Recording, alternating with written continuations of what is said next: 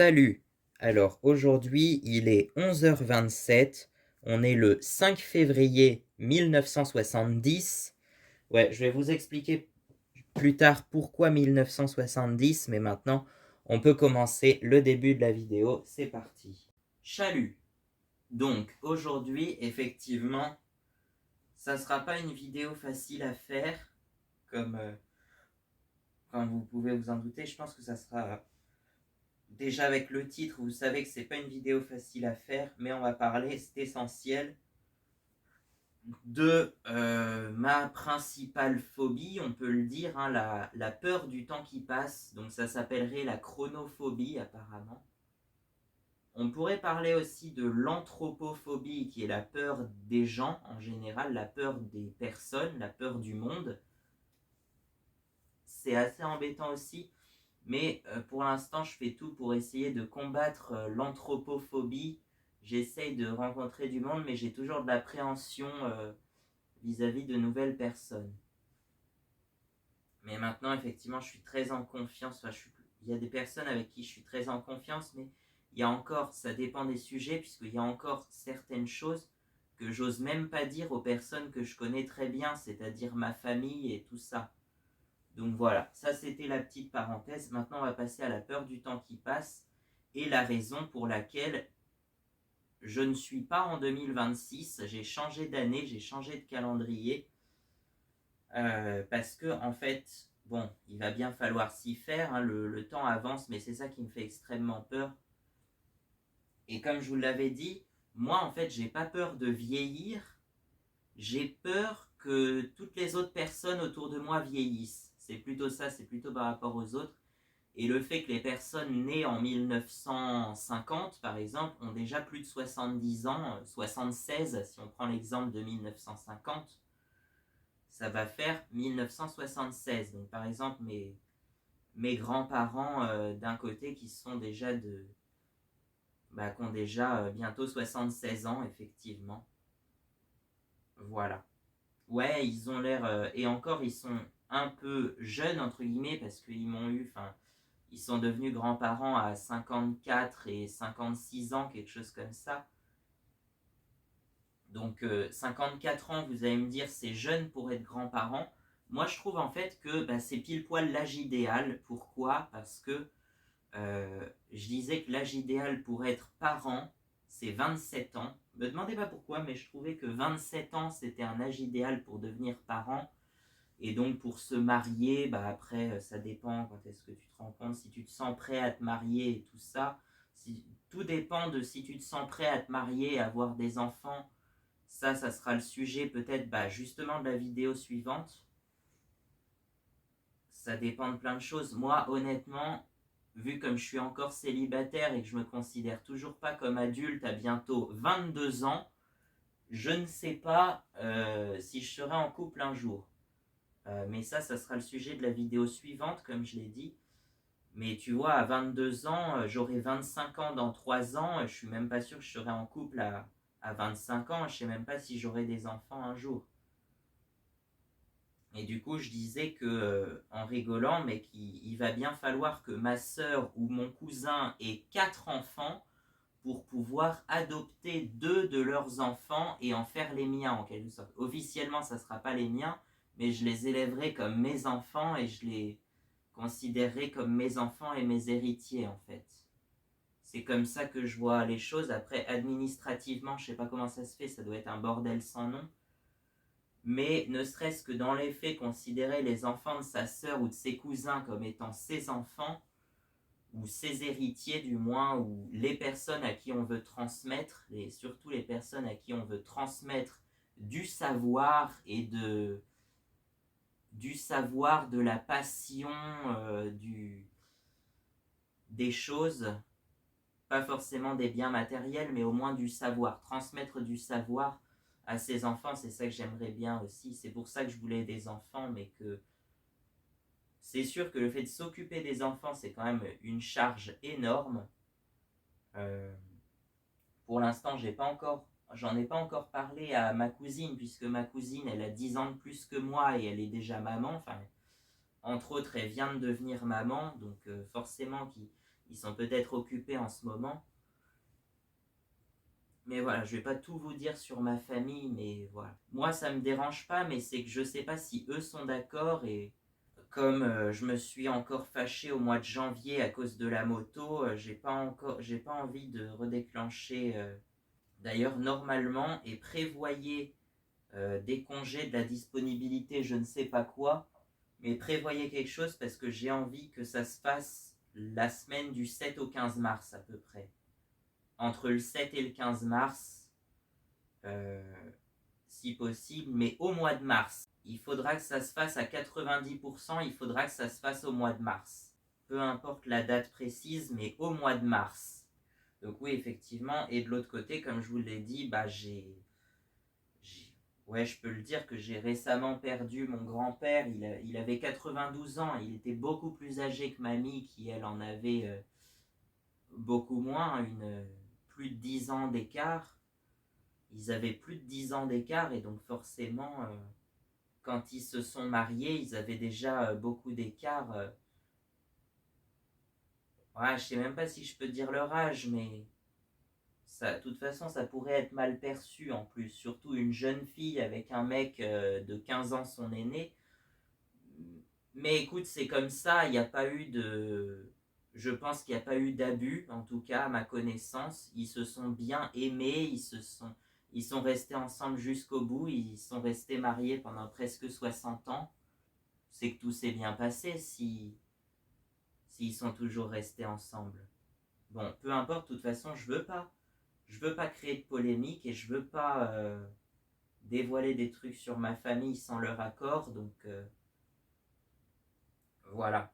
Mais effectivement, mon grand-père est, est parti à l'âge de 92 ans, ça va faire quelques mois maintenant, c'était en novembre. Et du coup, ça m'a un peu... disons que ça va en soi parce que j'étais pas extrêmement proche et que je me souviens que quand il était plus jeune, donc quand moi j'étais petit, c'était pas toujours facile avec lui. Et déjà lui, il avait peut-être pas eu une enfance très facile, vu qu'il est né juste avant la Seconde Guerre mondiale, donc forcément, voilà quoi. Il a peut-être pas eu une enfance très facile. Et donc voilà quoi. Et même ses parents, par exemple, papa, il me disait que ses parents, donc les grands-parents de papa, bah, il n'était pas très proche non plus parce que ouais, ils avaient certainement connu, eux, ils avaient connu peut-être même les deux guerres mondiales.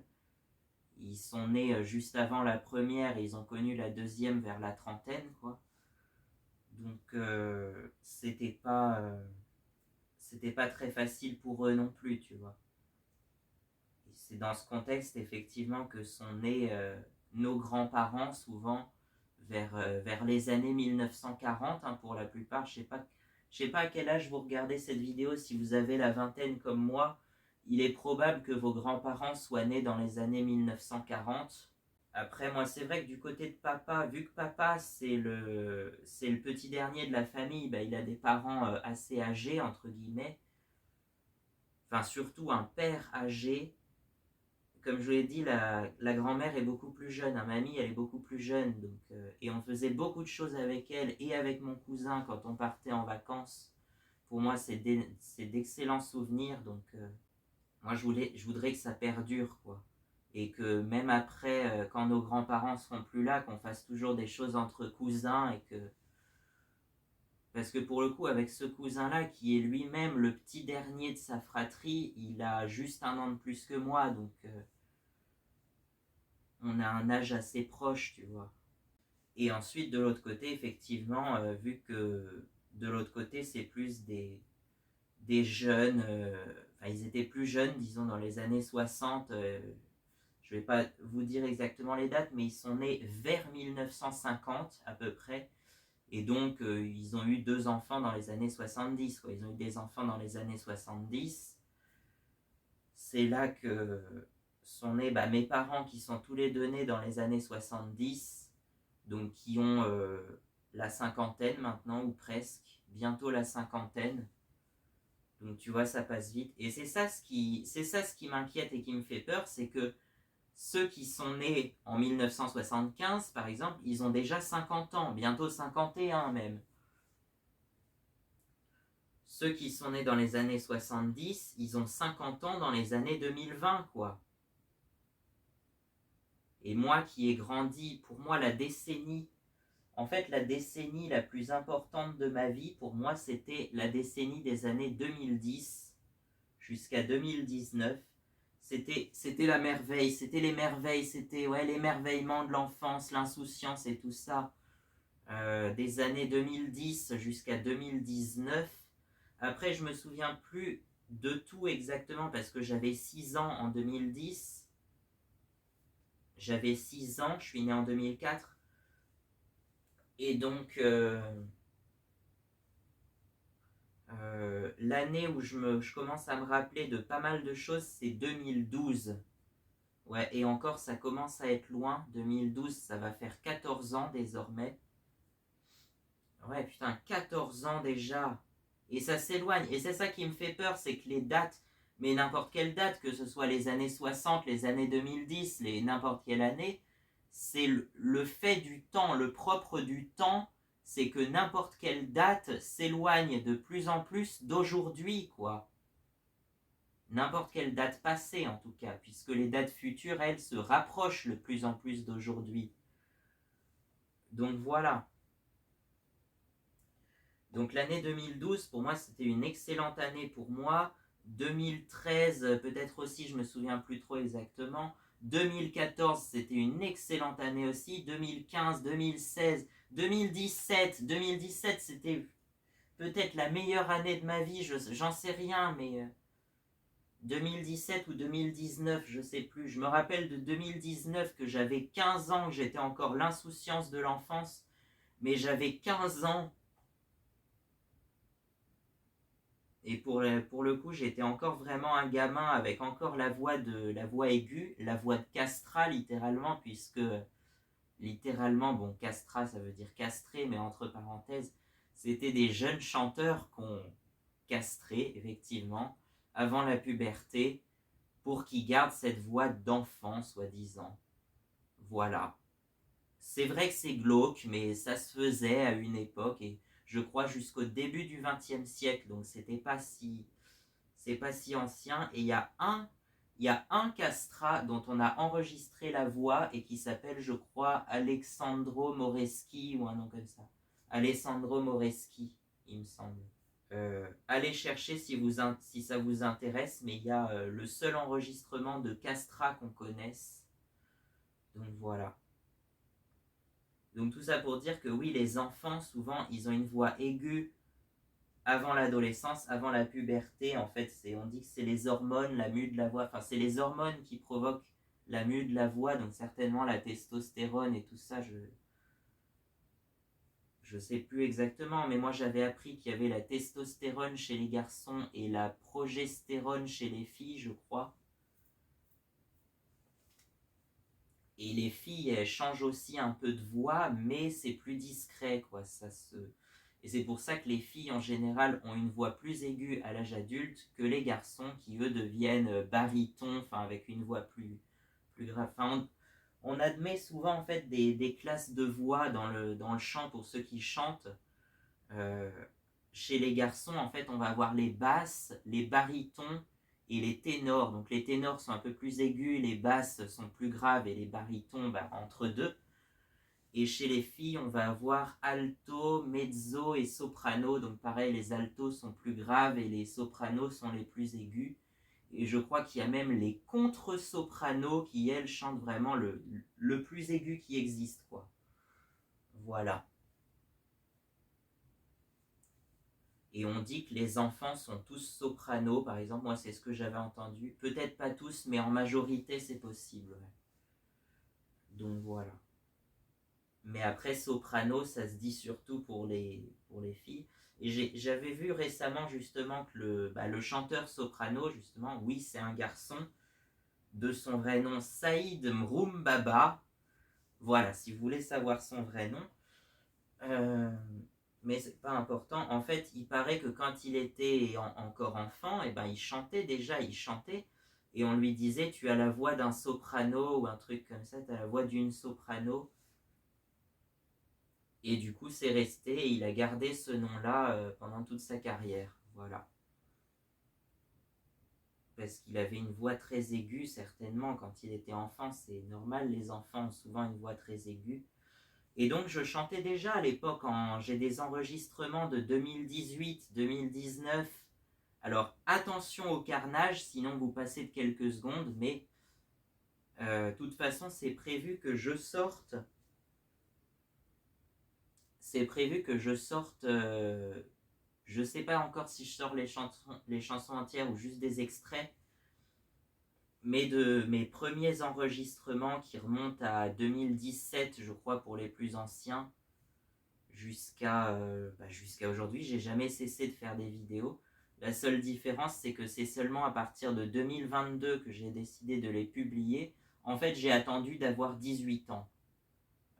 À 16 ans déjà, en 2020, j'ai commencé à vouloir faire des vidéos sur YouTube et tout ça. Mais je me suis dit, en fait, je sais pas pourquoi, mais je voulais attendre d'avoir 18 ans parce que je savais pas si on pouvait créer un compte avant 18 ans ou quelque chose comme ça. Bon, en vrai, j'avais déjà mon compte YouTube qui existait depuis 2014, c'est-à-dire mes 10 ans. Et ensuite, euh, c'est le jour de mes 18 ans que j'ai publié la toute première vidéo sur la chaîne. Et donc, je dis souvent que la chaîne a été en réalité créée le jour de mes 18 ans. Mais c'est à partir de 2021, donc l'année d'avant, que j'ai réellement produit des vidéos spécialement pour YouTube. Ouais, pour les montrer à du public, pour les montrer à des gens. Et effectivement, elles ont été publiées qu'à partir de 2022, mais les premières qui ont été faites spécialement pour YouTube, c'était 2021. Ça a été tourné en 2021 en tout cas. Notamment la vidéo de la présentation du Kisby, par exemple, mon premier scooter, pour ceux qui s'en rappellent, elle a été prise le jour même où j'ai été le chercher, c'est-à-dire le 15 juillet 2021. Ouais, vraiment ce jour-là. Et elles ont été publiées que début avril 2022 par contre. Mais ça a été les premières vidéos que j'ai réellement fait spécialement pour YouTube. Et c'est vrai que je suis sur YouTube, je ne suis pas sur les autres réseaux, en fait ça m'intéressait pas. Et puis de manière générale, j'avais pas envie d'être sur les réseaux, j'étais peut-être un des rares jeunes de mon âge à ne pas être sur les réseaux à l'époque. Voilà, écoute, c'est que j'en avais pas besoin et je pense que je n'ai pas raté grand-chose de toute façon. Et j'ai certainement économisé des années de ma vie. Mais par contre, toutes ces années sont reparties dans YouTube étant donné que je passe clairement une bonne partie de mes journées à faire du montage, étant donné que j'ai toujours beaucoup trop de vidéos en stock et que j'ai pas envie d'en perdre des vidéos. Donc voilà pourquoi il en sort autant sur la chaîne. Maintenant, on va venir au sujet le plus sensible de la vidéo, puisqu'on est déjà en 2026. Et alors pourquoi je disais 1970 et pas 2026 ? En fait, c'est très simple. Parce que j'avais envie de vivre dans les années 1960-1970 et je m'imaginais en fait être né en 1948. Et du coup, le fait qu'en étant né en 1948, j'aurais eu 22 ans en 1970. Voilà, c'est pour ça. Et en plus, on commence le calendrier sur une année ronde, sur 1970, parce que si tu veux, 2025, c'était 1969, si tu veux, l'année de Woodstock, en gros. Voilà. Ouais, mais finalement, je pense que Woodstock, je vais réellement faire un festival un peu à la Woodstock, un peu hippie. Enfin, pas un festival, mais juste un petit concert solo comme je faisais. Juste seul face à la caméra.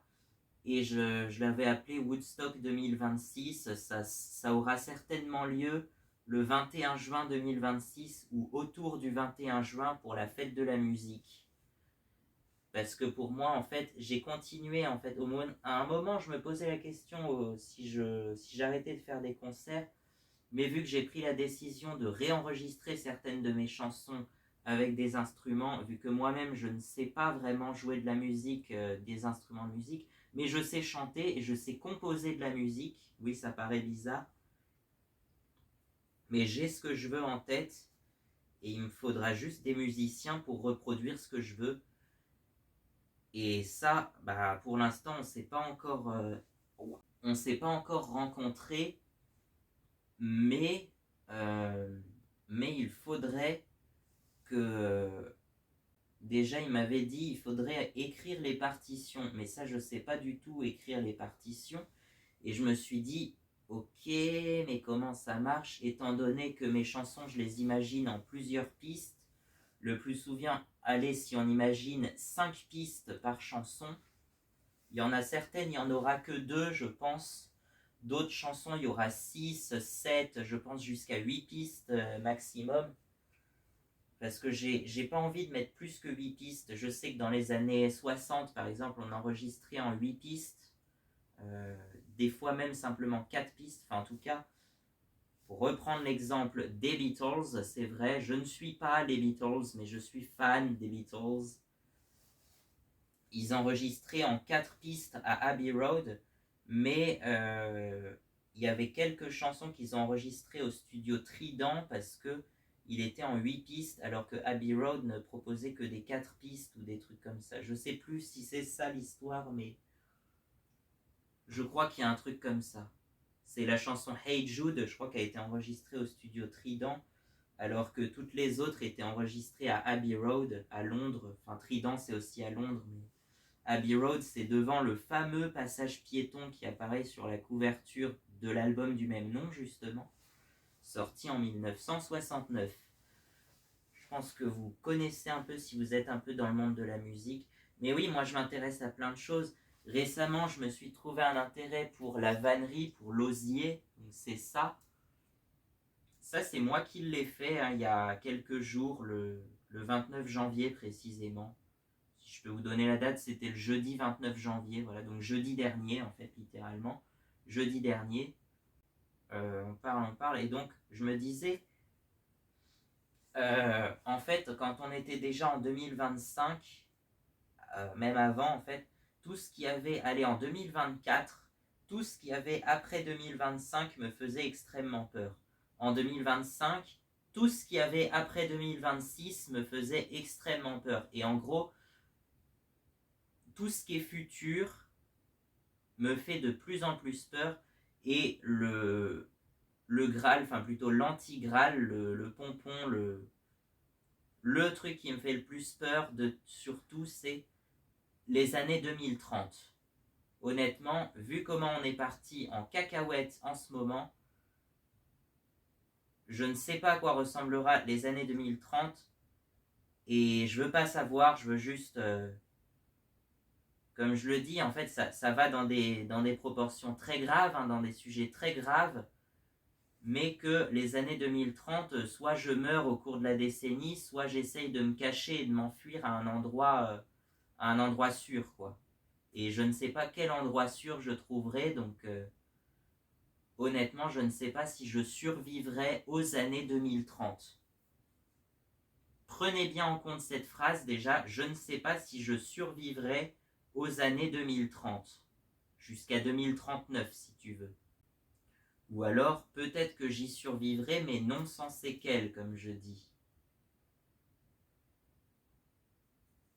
J'y survivrai certainement, mais non sans séquelles, non sans mal, non sans sacrifice, sans abandon de choses qui m'étaient chères.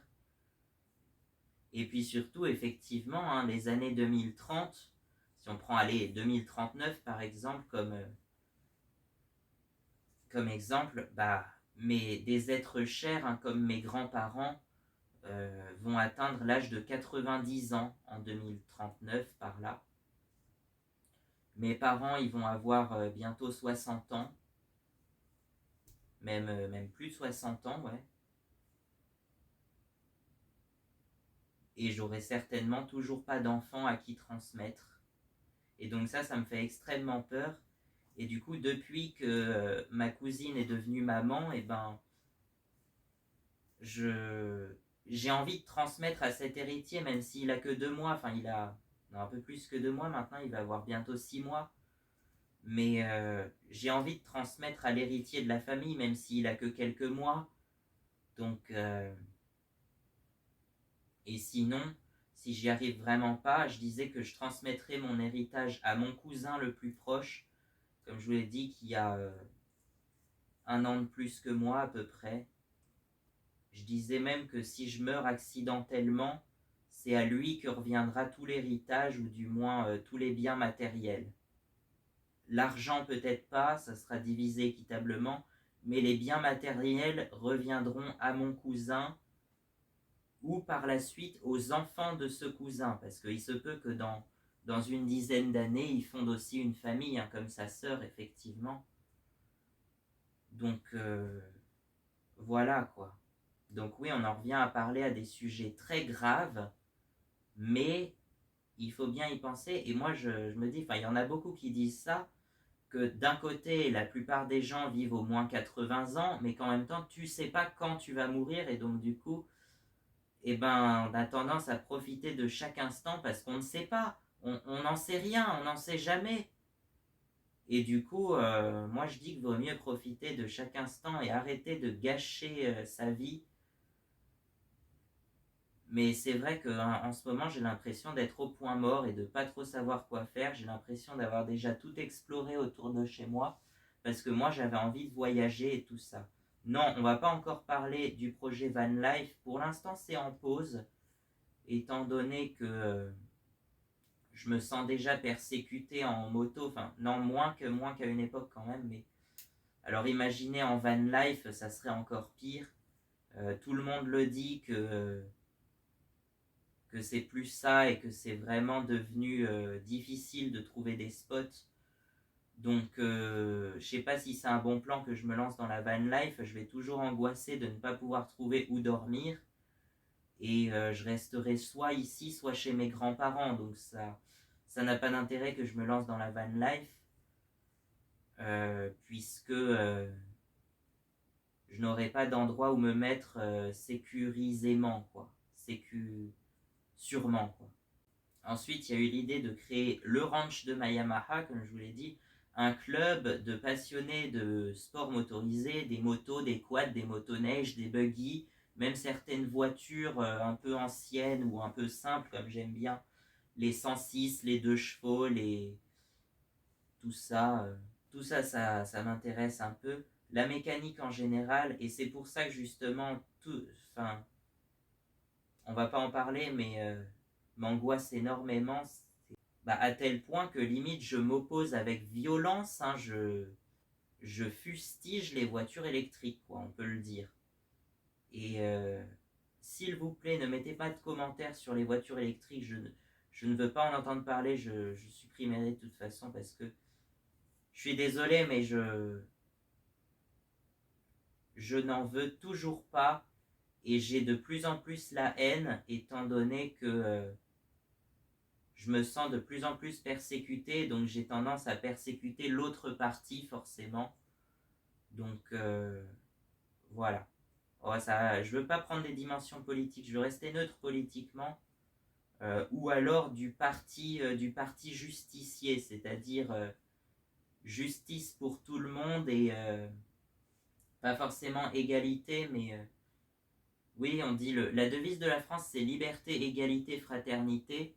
Moi, je disais peut-être plus l'équité que l'égalité, c'est-à-dire en fait en fonction des besoins de chacun. Il y avait un autre slogan que je disais, c'était liberté, paix et justice. Je pense que c'est pas mal aussi comme slogan, liberté, paix et justice. Je suis pour la paix, je suis pour la satisfaction de chacun en fait.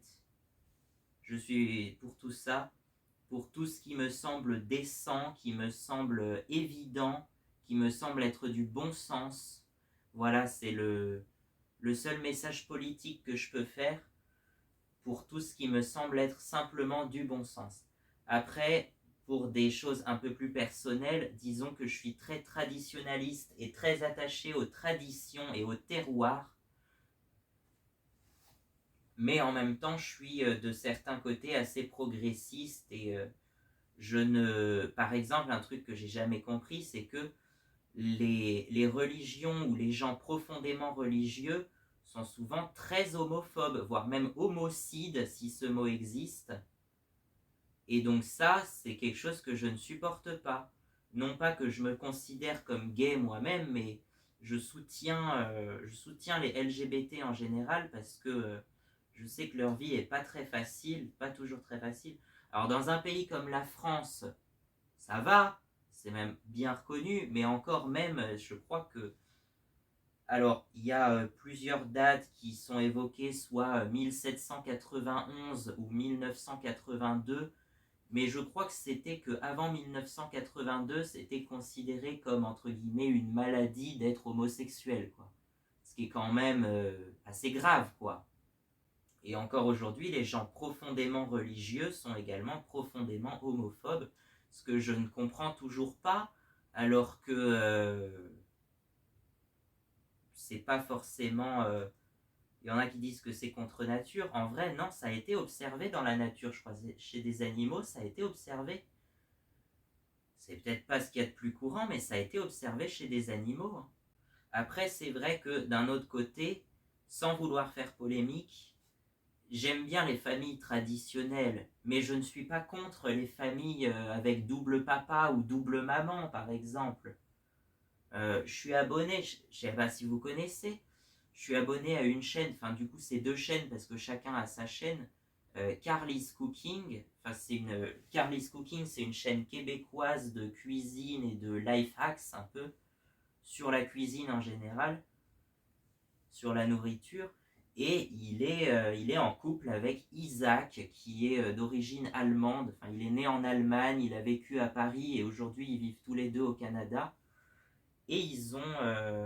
après, c'est un peu particulier parce que ça n'existe pas en France. Je crois que ça peut se faire qu'au Canada ou aux États-Unis. En fait, ils ont eu deux filles de part des mères porteuses ou un truc comme ça. Ouais, certainement anonyme. En général, c'est fait dans l'anonymat, je pense. Mais je crois que ça ne peut pas se faire en France. Par contre, en France, il me semble qu'il est possible d'adopter. Je crois qu'en France, on peut adopter des enfants par les couples homosexuels, un truc comme ça. Mais on peut juste adopter, on peut pas faire reproduire par mère porteuse, c'est encore considéré comme indécent en France, je pense. Enfin, dites-moi si je me trompe, mais ils ont dit qu'ils étaient certainement partis au Canada pour cette raison, parce que ça n'aurait pas été possible en France ou un truc comme ça. Et puis que Karl, il est déjà canadien de base, donc ça s'entend, il a un fort accent québécois, quoi. Ouais, donc Karl et Isaac, c'est... D'ailleurs, ils ont choisi d'exposer publiquement leur vie privée et leurs deux fils, que je trouve... Après, chacun ses passions et ses décisions, enfin chacun ses décisions, mais ils ont choisi d'exposer leurs deux filles, écoute, voilà. Et d'ailleurs, ils ont eu deux filles à seulement 2 mois d'écart, ce qui est assez étonnant, mais c'est presque des jumelles du coup. Et je peux même vous le dire parce que c'est public et les deux chaînes ont quasiment 1 million d'abonnés chacune. Enfin, Karl a plus d'1 million et Ubi, enfin Isaac aussi appelé Ubi, je crois. Huby, c'est le nom de la chaîne.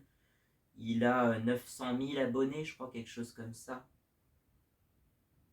Mais la chaîne de Isaac, c'est pas que une chaîne de cuisine. Il fait de la cuisine de temps en temps, mais il fait pas que ça, à la différence de Karl. Il fait aussi des vidéos vlogs, des fois, je crois, et des vidéos sur sa vie personnelle et sur ses expériences et tout ça. Moi, je suis ouvert à tout type de propositions. Je peux dire, moi-même, je ne suis pas plus attiré par les filles que par les garçons. Je pourrais très bien être en couple avec une fille comme avec un homme.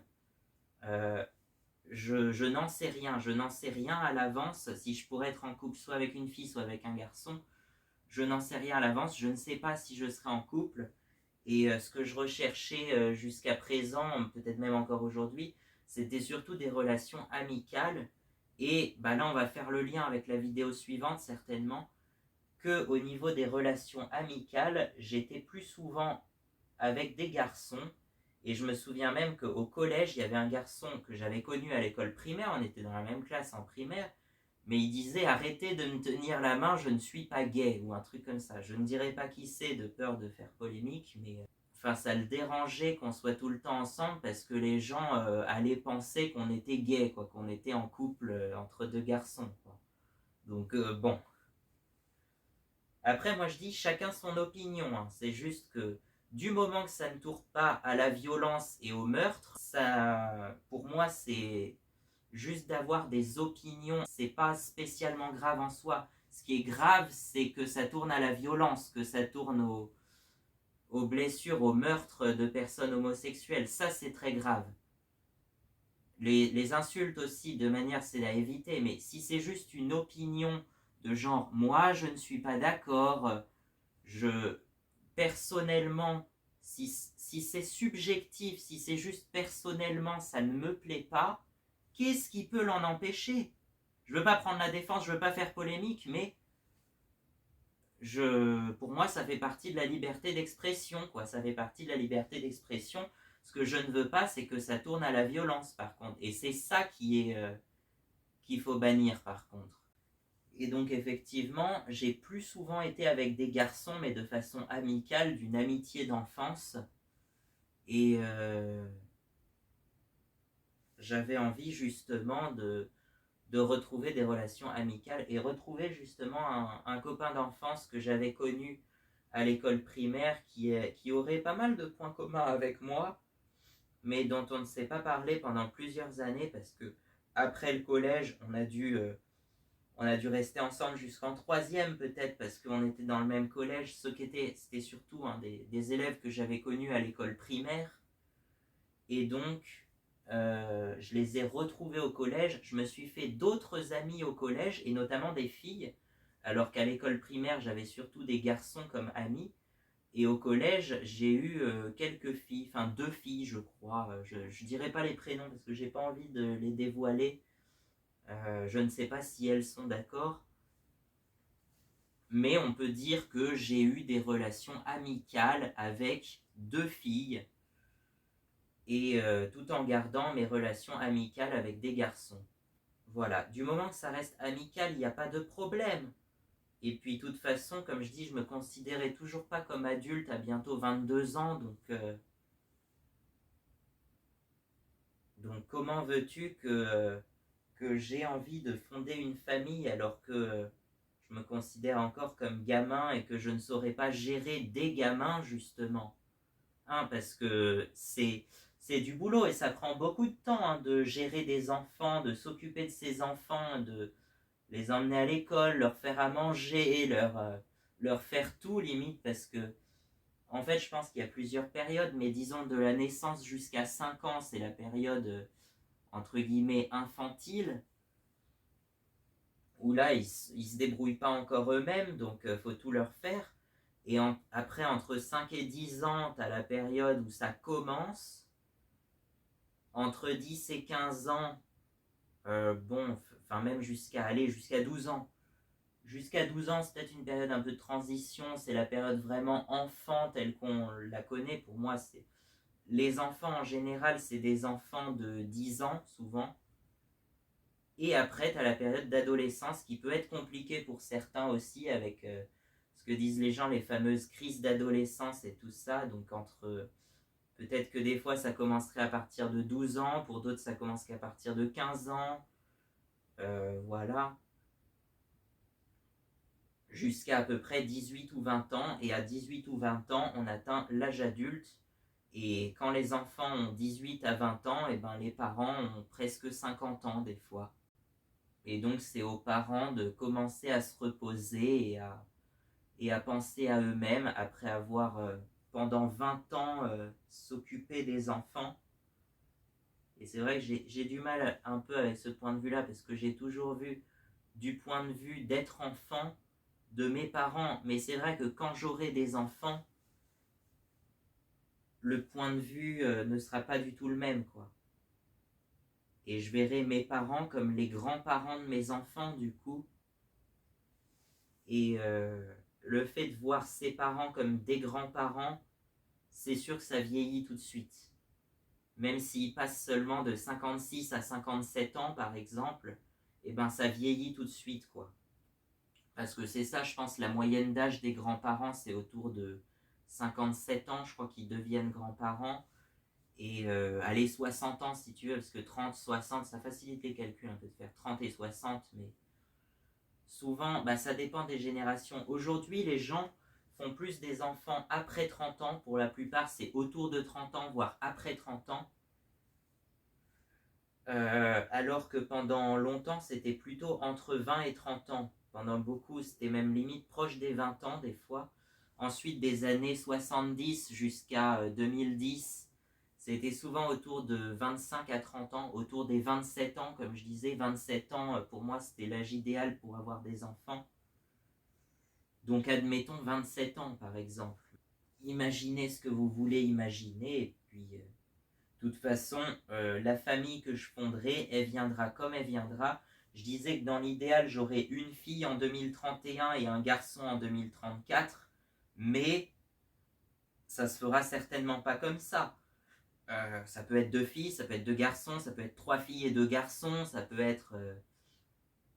Puis c'est surtout, je pense pas que je devienne parent en 2031, étant donné que c'est dans 5 ans maintenant seulement. Je suis pas sûr que j'aurais déjà rencontré une âme sœur dans 5 ans. Sauf si c'est vraiment le coup de foudre idéal et tout ça, mais me connaissant, et étant donné qu'on va en parler plus tard de L apostrophe asexualité, parce que ça c'est quelque chose qui me concerne en l'occurrence, qu'en fait le fait de faire des enfants de façon naturelle, on va dire, pour ne pas dire le mot, bah ça me dégoûte un peu, ça me répugne un peu, et du coup c'est pour ça que j'ai de l'appréhension, quoi. Donc oui, on peut dire que je suis encore vierge à 22 ans, effectivement, vierge et célibataire, mais écoute, voilà, je suis sûr qu'il y en a des garçons vierges à 22 ans, hein. Je suis pas le seul, je pense que je ne suis pas le seul, hein. Mais bon, je sais que le S, c'est vraiment très tabou, surtout sur YouTube, hein, qu'il faut vraiment pas dire le mot. Après, moi, ça n'a pas d'importance parce que la chaîne n'est pas monétisée, donc je pense pas que ça change grand-chose, mais il y a vraiment une censure qui devient insupportable sur certaines vidéos. Ne serait-ce que parler, par exemple, du parti allemand de la Seconde Guerre mondiale, vous voyez de quel mot je veux en venir. Voilà, quoi. C'est le mot qui est un peu le plus censuré sur YouTube en général. Après, moi, je me censure moi-même en parlant du moustachu allemand dont j'ai jamais voulu dire son nom, par exemple. De même que l'un des noms du diable, par exemple, que j'ai jamais voulu dire, mais plutôt par superstition. Que j'ai jamais dit par superstition parce que j'avais peur que ça me retombe dessus, en quelque sorte. Et c'est pour ça aussi que je suis énormément superstitieux du chiffre 666 pour certains. Bon, bah on a abordé pas mal de points, mais sans le vouloir, on a abordé déjà le sujet de la vidéo suivante. Donc je sais même pas si je vais la faire. Mais retenez bien un truc, c'est que oui, j'ai peur de tout ce qu'il y a après 2030. Rien que le chiffre 2030 me fait extrêmement peur et j'ai à tout prix envie d'éviter ça. Alors, étonnant, et imaginons, 2030, j'aurai 26 ans, donc 1948 plus 26, ça donne 1974, et ben on dira qu'on sera en 1974 dans ce cas-là. Écoute, on fera ça. Et que du coup, peut-être que mon premier album sur disque physique sortira en 1975, du coup, si vous avez compris. Déjà, j'ai prévu de réenregistrer un album avec des instruments et je prévoyais le sortir sur YouTube pour 2028. Voilà. On verra. Je ne me suis pas donné de délai fixe, mais entre 2028 et 2030, s'il vous plaît, ça serait bien. Bon, bah il est midi 16, donc je pense que ça doit faire peut-être pas 1 heure, peut-être 45 minutes et quelques, 48 minutes peut-être que je tourne. Mais j'espère que ça filme toujours, donc je vais aller vérifier sans plus attendre. Ouais, c'est bon. Et ça fait exactement 48 minutes, effectivement. J'avais raison. Donc, alors, je vais juste changer de position parce que cette position, toujours la même, ça commence à me faire mal au bout d'un moment. Hop. On fait des étirements. C'est bon pour la santé de faire des étirements. Ça étire les muscles et ça évitera des problèmes plus tard, selon... mais je pense que oui, ouais.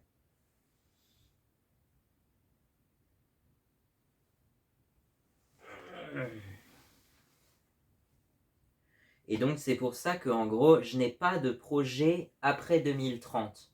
Je disais que je n'avais pas de projet après 2030 parce que j'ai extrêmement peur de ces années-là et que je vais certainement vivre beaucoup plus au jour le jour à partir de 2030, ouais, je pense. 2029, ça va encore.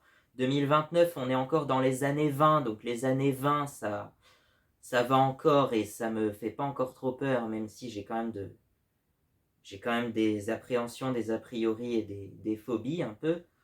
Mais 2030, ça n'a rien à voir dès qu'on va passer du 31 décembre 2029. Déjà, je pense que le 31 décembre 2029, je vais flipper à mort. Je vais stresser à mort. Et le 1er janvier 2030, je ne sais pas dans quoi on se lancera, mais on va essayer de se rassurer. Et moi, je pensais me raccrocher à la musique, puisqu'il n'y a que la musique qui dure éternellement.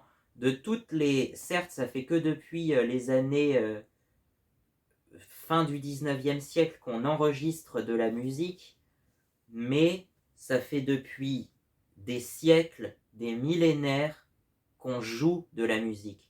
Même les plus vieux instruments qu'on aurait retrouvés, c'était des flûtes, je crois, taillées dans des os qui dataient, je crois, d'il y a 40 000 ans. Quelque chose comme ça. Donc il y a 40 000 ans, on jouait déjà de la musique, peut-être qu'on chantait déjà, on n'a aucune trace de chant, mais la toute première partition écrite, je crois, qu'elle date de l'époque sumérienne ou mésopotamienne, enfin par là, c'est-à-dire il y a plus de 4000 ans, environ, ouais, même 3000 ans avant Jésus-Christ, par là. Il me semble que c'est la plus vieille musique écrite qu'on connaisse. Ensuite, à l'époque grecque, effectivement, il y avait la fameuse lyre, la lyre qui était un instrument de musique voilà, très répandu à l'époque. Ça a donné d'ailleurs l'adjectif lyrique. Et d'ailleurs en anglais, les lyrics, ce sont les paroles des chansons. On appelle ça comme ça.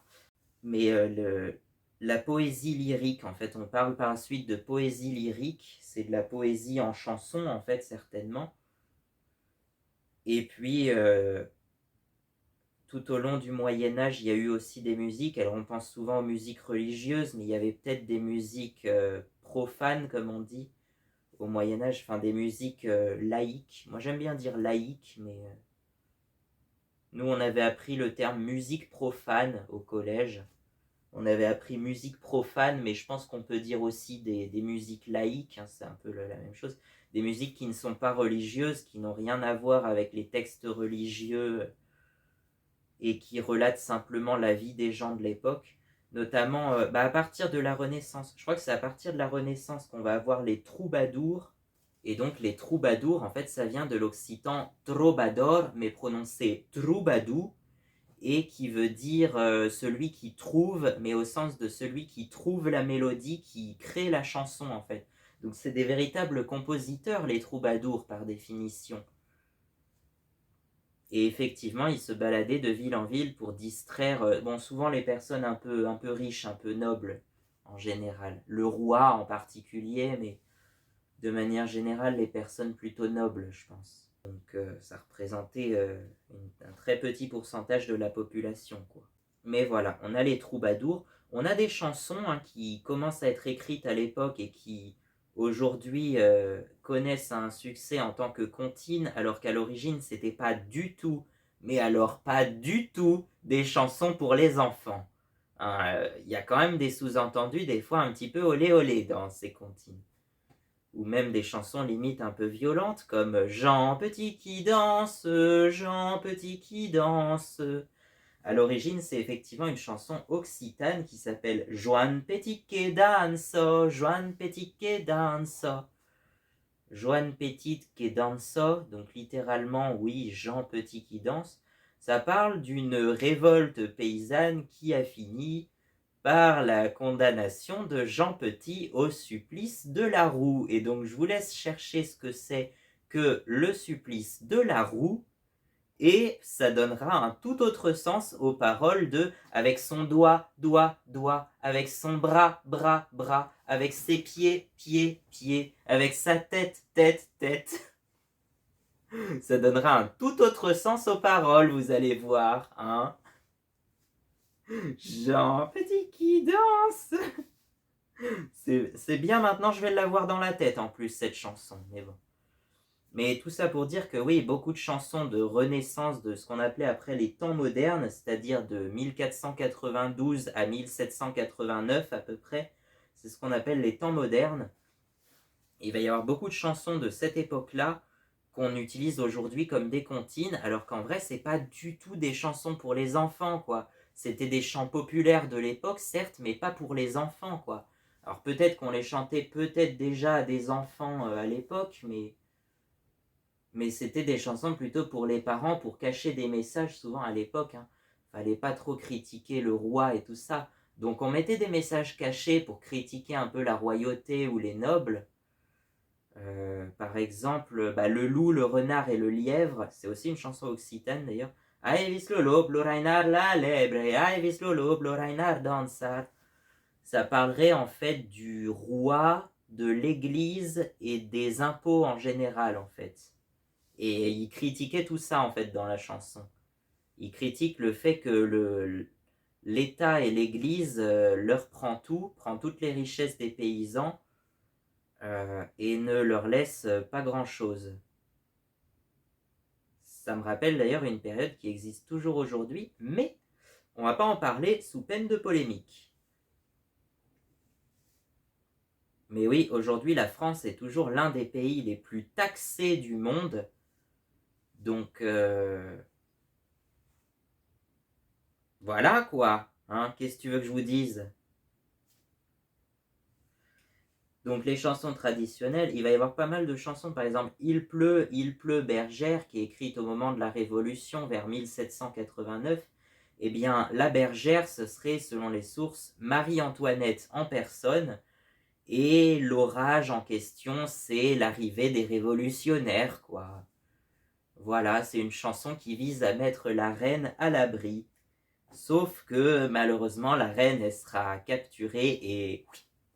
Bon, voilà. Vous connaissez l'histoire, hein, l'histoire de France est peut-être un peu sanglante.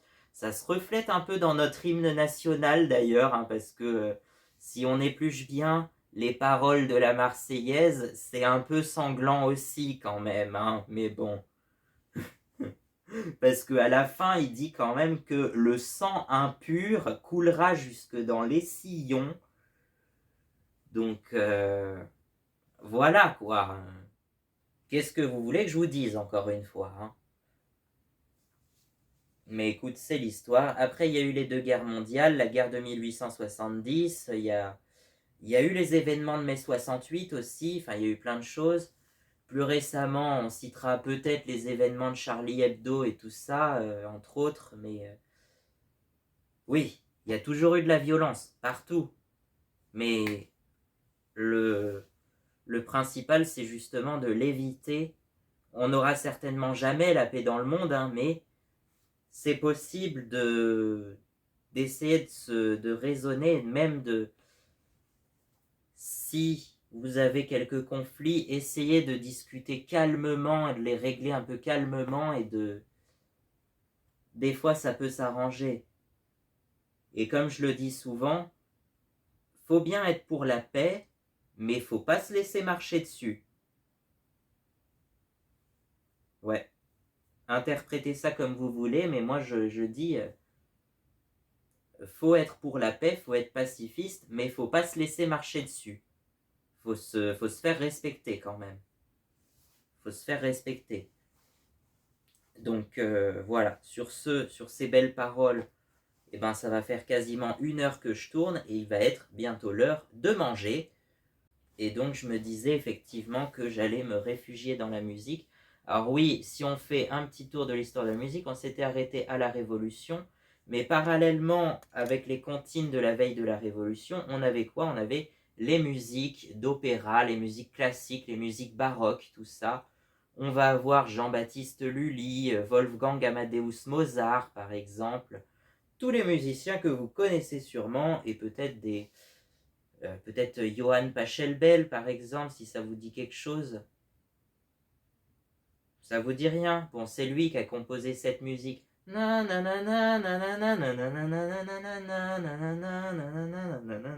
Ça y est, vous l'avez dans la tête. Et vous allez vous rendre compte que énormément de chansons que vous connaissez actuellement sont basées sur le canon en ré majeur de Johann Pachelbel, composé vers 1680. Donc oui, ça commence à faire longtemps, effectivement. Ensuite, ouais, il y a Mozart, il va y avoir Beethoven, il va y avoir Chopin, tous les musiciens du 19e siècle, souvent des grands pianistes d'ailleurs, souvent des pianistes ouais, du 19e siècle. Et après, effectivement, il va y avoir le tout début de la musique enregistrée. Alors, il paraît que la toute première musique enregistrée, c'était Au clair de la lune par Édouard Léon Scott de Martinville en 1860, sauf qu'à l'époque, on savait enregistrer, mais on ne savait pas reproduire le son. Et c'est seulement en 2008 qu'on a pu déchiffrer le son de Au clair de la lune. Et effectivement, eh ben, on comprend pas grand chose, quoi. C'était pas d'une extrême qualité pour l'époque, mais c'était déjà bien, c'était un premier pas. Et en 1877, je crois, apparaît le phonographe du fameux Thomas Edison, mais connaissant Thomas Edison, il a certainement piqué l'invention à quelqu'un d'autre, étant donné qu'il aimait bien profiter des inventions des autres, en fait, pour y déposer son brevet. Donc, c'est ça que j'aime pas trop. J'aime pas le concept de brevet. Moi, j'aime pas le concept de brevet parce que ça exclusivise le truc. Ça, c'est ce que j'appelle les contre-droits. Moi, j'appelle ça les contre-droits, c'est-à-dire l'inverse des droits. Donc, dans le même type que les droits d'auteur en général, en fait. Et ça, j'ai du mal avec ce concept.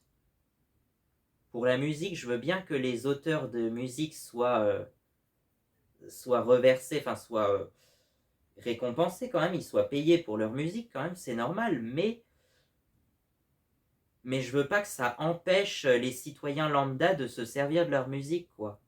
C'est surtout ça. Donc on avance un peu dans le temps, on va voir les musiques de cabaret, les musiques de tout ça. Je connais pas très bien, mais dans les années 1930, déjà, il commence à y avoir des musiques mythiques. Allez, en vrac, celle qui me vient pour la première, c'est Santa Claus is coming to town. Une musique de Noël, donc enregistrée en 1934. Je sais même plus qui c'est qui chantait ça à l'origine, mais c'était en 1934. Et puis il va y avoir Y a de la joie de Charles Trenet, les Édith Piaf et tout ça qui vont commencer vers 1936 par là. Il va y avoir en 1939 le fameux Somewhere Over the Rainbow de Judy Garland qui sera reprise dans les années 90 par Israël Kawakawiwole. Le nom est un peu long effectivement, mais bon. Connu effectivement pour son obésité et d'ailleurs il serait mort à cause de ça, mais écoute. Bon, Somewhere Over the Rainbow, ça date à l'origine de 1939. Les musiques de la Seconde Guerre mondiale que vous connaissez sûrement, des chansons qui étaient faites à l'origine pour se rassurer, voilà quoi, pour rassurer le peuple pendant la Seconde Guerre mondiale. Et il y en a eu plein, hein. Des chansons qui ont une face cachée comme ça. Petit Papa Noël, encore une chanson de Noël. Bah à l'origine, alors j'ai pas trouvé d'enregistrement avec les paroles originales qui parlaient apparemment d'un petit garçon en fait qui demande au Père Noël le retour de son père prisonnier de guerre. Effectivement, ça racontait ça à l'origine. Et bah, par la suite, les paroles ont été modifiées et la chanson a été chantée par Tino Rossi en 1946, donc 2 ans après. Et c'est devenu le chant de Noël qu'on connaît. Ensuite, il y a eu bon, encore du Charles Trenet, Edith Piaf, peut-être les débuts de Charles Aznavour aussi par la suite. Voilà, et puis à l'international, on avait le très grand Frank Sinatra, bien sûr. Frank Sinatra, et puis au Royaume-Uni, je crois, une chanteuse qui s'appelait Vera Lynn, qui avait chanté We'll Meet Again en 1939, justement. Donc là, on est au début de la Seconde Guerre mondiale, pour remettre dans le contexte. We'll Meet Again, ça parle un peu de ça, ouais. Et ça a été repris par le groupe américain The Byrds en 1965 dans un style très Beatles. On va pas en parler tout de suite des Beatles, mais on arrive dans les années donc 40 avec Sinatra, avec Charles Trenet et tout ça. Les années 50, on va avoir Elvis Presley, tout le monde pense à Elvis, mais aussi des artistes qui sont juste derrière comme Chuck Berry, Little Richard, Carl Perkins. Au Royaume-Uni, je sais plus ce qu'il y a à l'époque dans les années 50. En France, on a encore Charles Trenet, Edith Piaf, Charles Aznavour. On a... Après, je sais plus trop exactement. Mais voilà. Et puis, les années 60, tant attendues, les fameuses années 60 avec les Beatles, mais pas que, les Rolling Stones, les Kings, les Who. Aux États-Unis, on va voir les Byrds, les Beach Boys, toujours Frank Sinatra, mais sa fille Nancy qui va se faire connaître également, Elvis Presley qui est toujours là. On va avoir voilà, toute une flopée de singers, de chanteurs, les Ronettes, les groupes produits par Phil Spector. Et puis en France, on a Françoise Hardy, Jacques Dutronc, Johnny Hallyday, Sylvie Vartan, Claude François aussi, Claude François quand même. Voilà quoi, je pense que vous connaissez tout ça. Années 70, on va voir l'arrivée des Led Zeppelin, Pink Floyd et tout ça, forcément. Et comme je vous l'ai dit, moi je suis pas grand fan de Pink Floyd, mais c'est comme tous les groupes que j'aime pas trop. Il y a des fois quelques chansons que j'aime bien. Pareil pour les groupes de heavy metal des années 80, enfin du metal en général. C'est pas ce que je préfère, mais il y a quelques exceptions. Voilà. Moi, je suis plus resté un peu pop. À la rigueur, je suis plus Queen éventuellement dans les années 70. Il va y avoir plutôt des groupes comme Queen. En France, il y a toujours Claude François, mais bon, c'est peut-être pas le meilleur. Et puis oui, il va y avoir après les Michel Berger, Jean-Jacques Goldman, Francis Cabrel, Daniel Balavoine, tous ces chanteurs-là dans les années 70, 80 et 90, et certains qui sont encore actifs aujourd'hui. Donc voilà. À l'international, on va avoir les années 90 marquées par Nirvana, puis Green Day, éventuellement Alice in Chains. En vrai, je sais même pas ce qu'ils chantent Alice in Chains, mais j'en avais entendu parler comme un groupe très connu, donc voilà. Enfin si, j'avais déjà entendu Alice in Chains, mais je me rappelle plus du tout ce qu'ils chantent en réalité, mais bon. L'époque du grunge, en fait, dans les années 90, un peu le début des hard rock, les Red Hot Chili Peppers aussi, dans les années 90. On va avoir dans les années 2000 toujours Green Day, les Coldplay, le groupe Muse aussi. Étant donné que Muse, c'est un groupe que je trouve vachement sous-estimé, dont on parle très peu, alors qu'ils sont incroyables, perso. Et en France, on a quoi dans tout ça? Les années 90, on a toujours Francis Cabrel, on a un peu de Jean-Jacques Goldman, on a Johnny, toujours Johnny et son Allumer le feu. Voilà. On a Zazie qui fait ses débuts aussi dans les années 90. Pascal Obispo, Florent Pagny, tout ça. Je ne vais pas citer tous les chanteurs de toutes les époques, mais voilà quoi. Année 2000, voilà, bon, il y a à peu près les mêmes que dans la décennie précédente. Année 2010, c'est là que c'est très important parce que les années 2010, forcément, ont bercé mon enfance. Et alors, ce qui a bercé mon enfance, c'est Kenji Girac. Beaucoup de Kenji Girac, même si maintenant je suis un peu moins fan. J'ai quand même continué d'acheter les albums de Kenji, donc écoute, voilà. Hein. J'ai le dernier album de Kenji en date, j'ai certainement tous les albums de Kenji d'ailleurs, et il a sorti 6 albums depuis 2014. Vianney aussi, et surtout Vianney, pour moi Vianney c'est l'un des meilleurs auteurs-compositeurs des années 2010-2020 quoi. Et puis d'autres artistes, il va y avoir Vita et Slimane par exemple, Claudio Capeo, plus récemment on va avoir Pierre Garnier, tous ceux de la Star Academy, Elena, Angèle, tiens pour rester en Belgique on a Angèle, bien sûr on ne pourrait pas oublier Stromae en Belgique.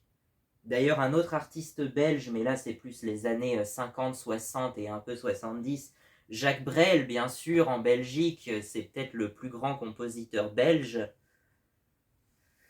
Mais aujourd'hui, c'est plutôt Elena, Angèle, et puis Stromae, même si Stromae, je suis moins fan, et c'est vrai que il n'a pas eu une vie facile, et il parle beaucoup de cette vie difficile dans ses paroles, donc c'est pas très joyeux, et c'est pour ça que j'aime moins Stromae.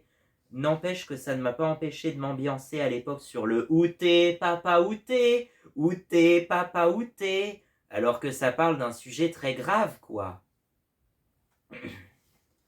N'empêche, l'album Racine Carrée, ça a été vraiment un raz-de-marée, l'album le plus vendu en France du 21e siècle. Et qui sait qui est deuxième album le plus vendu en France du 21e siècle? Kenji Girac, encore une fois, le premier album de Kenji. Donc voilà quoi, que dire de plus.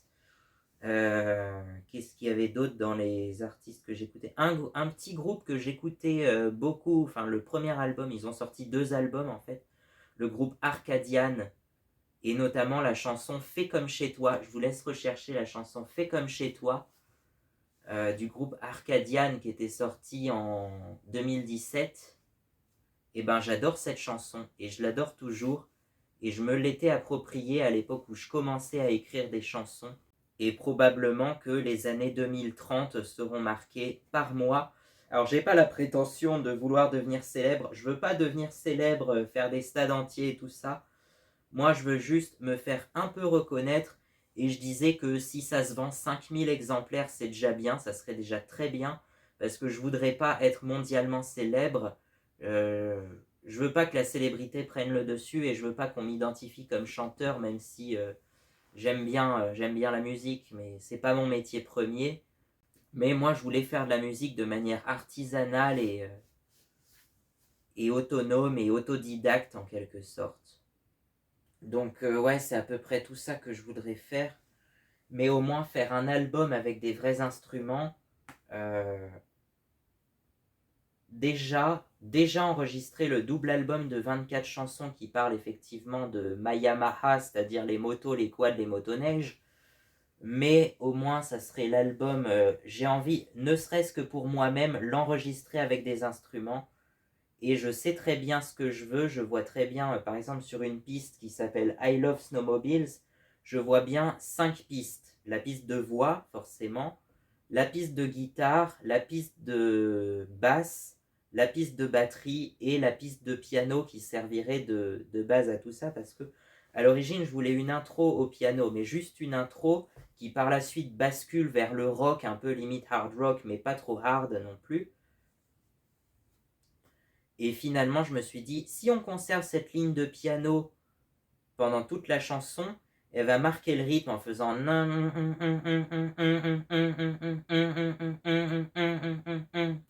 Voilà, je vois bien un rythme comme ça. Et j'ai envie de garder cette ligne de piano sur toute la durée de la chanson. Et par la suite, il y aura, enfin, par-dessus, il y aura le riff de guitare.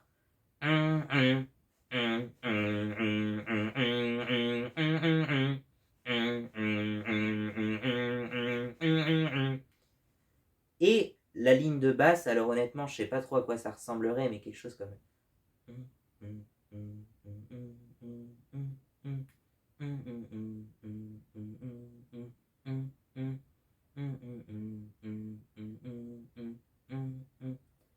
Et puis la batterie, bon la batterie, en plus celui qui va me réenregistrer, il est principalement batteur, donc voilà.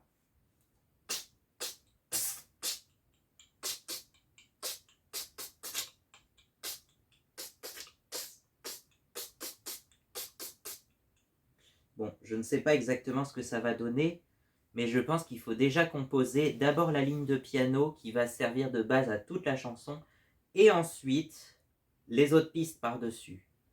Voilà. Sur ce, je vais devoir vous laisser, je vais manger et on se retrouve juste après pour la vidéo qui sortira samedi et qui sera sur les relations amicales, mais vu que j'en ai déjà pas mal parlé dans cette vidéo, eh ben je sais même pas si je vais la faire cette vidéo de samedi. Mais n'empêche que je voulais que ça soit qu'elle sorte le jour de la Saint-Valentin, c'est pour ça en fait. Bon, allez, à bientôt.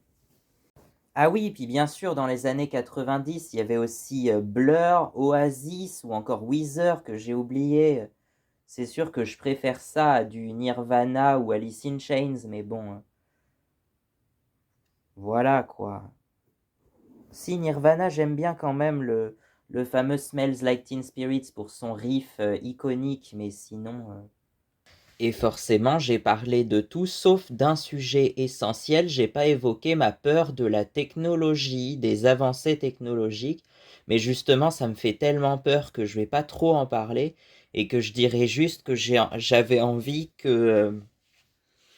à l'origine, si j'avais eu le choix, si j'étais pas tombé dedans de façon à ne plus pouvoir en remonter, j'aurais fait à l'ancienne des livres écrits, des magazines, des journaux, des ce que tu veux, de la musique enregistrée sur disque vinyle ou sur disque physique, en tout cas sur CD, peu importe, des films et vidéos sur pellicule, des photos, des dessins. J'aurais certainement fait beaucoup plus de dessins sur du papier.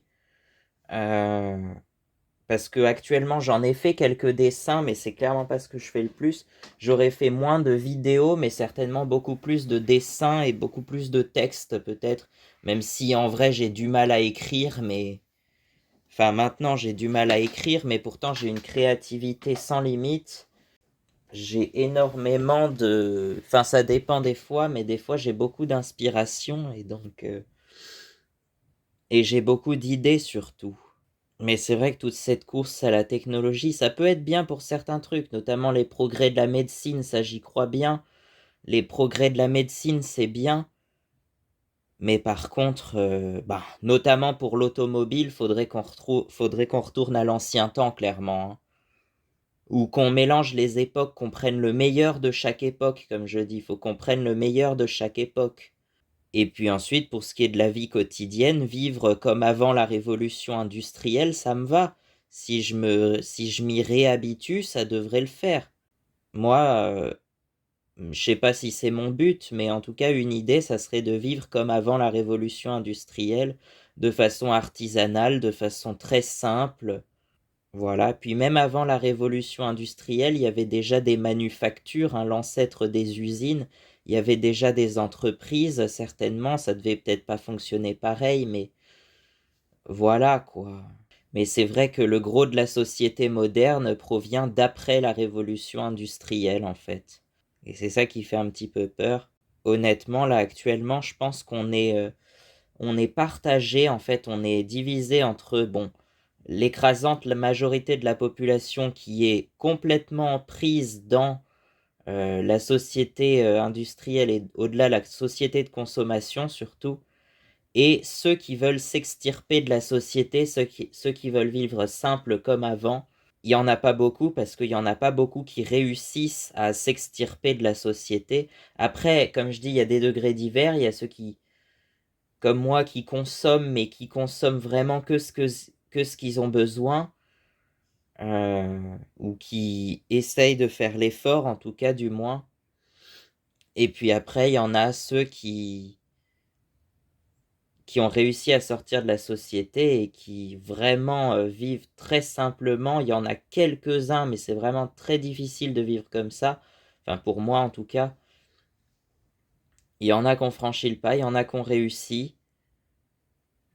Et déjà, bien avant, hein, on cite souvent les hippies, mais en vrai, déjà, ils s'affirment pas tous comme hippies. Moi, je me considère hippie parce que j'avais envie de m'affirmer, de trouver un nom pour m'affirmer. Mais oui, à l'époque des années 60-70, il y avait déjà des gens qui commençaient à sortir de la société et à se remettre à vivre d'une manière très simple, en harmonie avec la nature pour certains. Et peut-être que certains le sont restés, et d'autres sont revenus à une vie entre guillemets normale, enfin pas certainement moins normale que la vie en société, mais normale pour la société, en tout cas pour la norme, justement. Et c'est ça qui fait un peu peur, qui est un peu dommage, mais c'est qu'il y a des normes de partout, et du coup, il faudrait pas qu'on ait des normes, il faudrait qu'on soit libre de juger nous-mêmes ce qui nous semble bien et pas bien, quoi. Voilà, c'est tout ce que je peux vous dire. Je sais pas si vous avez compris le message, mais en gros, c'est ça. Donc, au-delà de la peur de la technologie, c'est aussi un peu de la société de consommation et de l'évolution des biens de consommation qui vont clairement pas dans le bon sens. Alors, j'espère qu'un jour, ne serait-ce que dans une dizaine d'années, on comprendra nos erreurs et qu'on essaiera de revenir un peu en arrière ou de revenir sur le meilleur de chaque époque, en tout cas. Notamment pour l'automobile, mais pas que, pour également les vêtements, surtout les vêtements, oui, les chaussures. Enfin, moi, je mets ça ensemble, les vêtements et les chaussures, mais on veut des vêtements et des chaussures durables, quitte à mettre un peu plus cher, certes, quitte à ce qu'elles soient déjà fabriquées en Europe, ça serait mieux, et que ça soit durable, fait avec des matériaux durables et tout ça, quoi. Et pour moi, c'est ça la vraie écologie, en fait, hein. C'est pas le fait de mettre... on va pas encore parler des voitures électriques. Si, tu veux me fâcher encore? Tu sais quoi, le vrai véhicule écologique, c'est de se déplacer à pied ou à la rigueur à cheval, si tu veux. Parce que pendant des millénaires, on s'est déplacé avec les chevaux. Voilà. Sauf que les riverains vont râler, que ça met du crottin partout, que ça sent pas bon dans les rues. Hein? Il y aura toujours des gens pour se plaindre, de toute façon, hein. Donc laissez-moi rouler avec ma moto des années 60 si j'en trouve une. Et puis certainement qu'une moto type 125 4 temps, ça consomme beaucoup moins que ton gros SUV Land Rover ou je sais pas quoi, hein.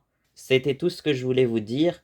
Après, ouais, c'est une opinion et ça dépend du point de vue de chacun, comme je vous le dis, hein. Moi, voilà, hein. Et puis je vais vous laisser. Moi, pendant ce temps-là, je vais aller vivre ma vie comme ça m'arrange, même si c'est pas facile. Honnêtement, en fait, je vis plus. Je suis le courant. Je me laisse porter. Des fois, je me laisse porter parce que je ne sais clairement pas où aller. Et donc, du coup, je fais tout ce qui me semble décent, tout ce qui me semble du bon sens, quoi. Donc, bien sûr, tout ce qui me semble complètement idiot et absurde, bah, c'est ça que je comprends pas, quoi. Il y a des trucs dans la société actuelle qui me semblent complètement absurdes. Donc voilà, c'est surtout ça en fait qu'il faut dire, que je pense que vous allez comprendre. Ça fait combien? Ah, ça fait que 8 minutes là qu'on tourne. Ah bah c'est pas grave, Allez, on va avoir 1h20 au total, mais... Donc suivez votre voie et vivez comme vous avez envie, faites-vous plaisir, c'est le principal. Et si vous avez envie d'une voiture ancienne sans électronique, comme les Peugeot 106 par exemple, eh ben faites-le. Eh bien voilà, et ne vous laissez pas berner par la société de consommation moderne qui veut vous vendre une voiture hybride mais qui pèse 3 tonnes et qui est de cela absolument moche en plus. Bon, là encore une fois c'est subjectif, mais c'est mon point de vue quoi. Voilà. Non, mais déjà le fait de garder sa voiture le plus longtemps possible, c'est mieux que d'acheter une voiture neuve tous les ans quoi. J'exagère, mais vous voyez ce que je comprends, là, ce que je veux dire. Bon, on va pas polémiquer sur les voitures parce que c'est un sujet qui m'angoisse beaucoup, donc j'ai pas envie de m'attarder trop longtemps sur les voitures. D'autant que moi je suis plus moto que voiture, effectivement, vous avez certainement dû le comprendre. Et justement, certes, les voitures c'est bien pour se déplacer à quatre, mais si t'es tout seul, c'est peut-être mieux de rouler en moto finalement. Ça consomme un petit peu moins et puis ça... Là encore, c'est mon point de vue, mais personnellement, je préfère me déplacer en moto parce que je suis plus à l'aise en moto, tout simplement. Mais c'est vrai que je préfère les motos aux voitures de façon esthétique, de façon mécanique, de façon de l'aise à conduire aussi, de façon passionnément, de passionné. Je suis passionné de motos, un peu de certaines voitures, certes, mais plus les motos. Vous comprenez? Donc maintenant, bah, je vais vous laisser, et puis si il y a quelque chose qui vous plaît pas, bah, n'hésitez pas à changer et aller vivre, enfin, plus facile à dire qu'à faire, certes, mais vivez comme vous avez envie, quoi.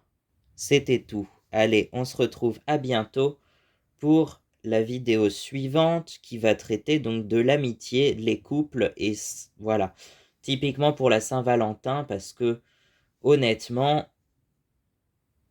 être largué tout seul à la Saint-Valentin quand ses parents la font ensemble, et ben ça fait un peu mal au cœur justement de se retrouver tout seul à la Saint-Valentin. Donc allez, à bientôt.